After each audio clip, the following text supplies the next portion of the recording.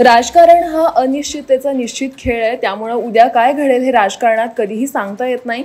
पण मी इथेच आहे असं म्हणत उपमुख्यमंत्री तथा भाजपा नेते देवेंद्र फडणवीस यांनी दिल्लीत जाण्याच्या चर्चेवर पूर्णविराम लावलाय।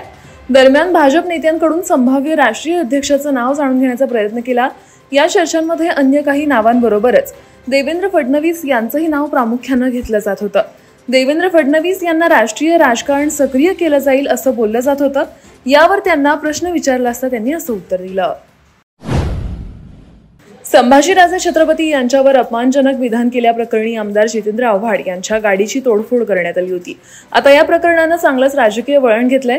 या प्रकरणावरून एकमेकांवर आरोप प्रत्यारोप सुरू आहेत। राज्यात गुंडगिरीचं सरकार असून या गुंडांचे दिल्ली आणि गुजरातमधून नियंत्रण होत असल्याचा आरोप उद्धव ठाकरे गटाचे खासदार संजय राऊत यांनी केला आहे।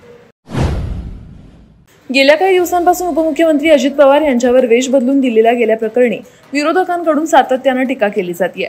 ठाकरे गटाचे नेते संजय राऊत यांनीही अजितदादांवर नटसम्राट बहुरूपी म्हणून टीका केली होती। मात्र त्यांच्या या टीकेला आता अजितदादांनी जोरदार प्रत्युत्तर दिलंय।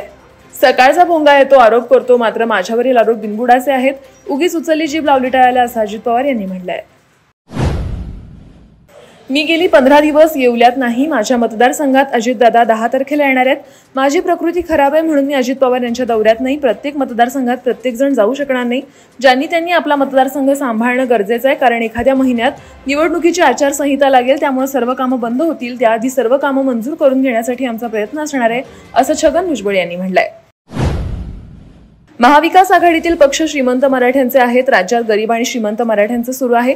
याच्यामध्ये ओबीसी आरक्षणाचा बळी दिला जातोय, त्यामुळे मी त्या आघाडीतून बाहेर पडलो असं विधान वंचित बहुजन आघाडीचे अध्यक्ष प्रकाश आंबेडकर यांनी केलंय। तसंच तुला बघून घेईन अशी भाषा आजपर्यंत कधीच पाहिली नाही असं म्हणत त्यांनी ठाकरे गटाचे प्रमुख उद्धव ठाकरे यांच्यावर हल्ला केलाय। आंबेडकर यांची राज्यभर आरक्षण बचाव यात्रा सुरू आहे।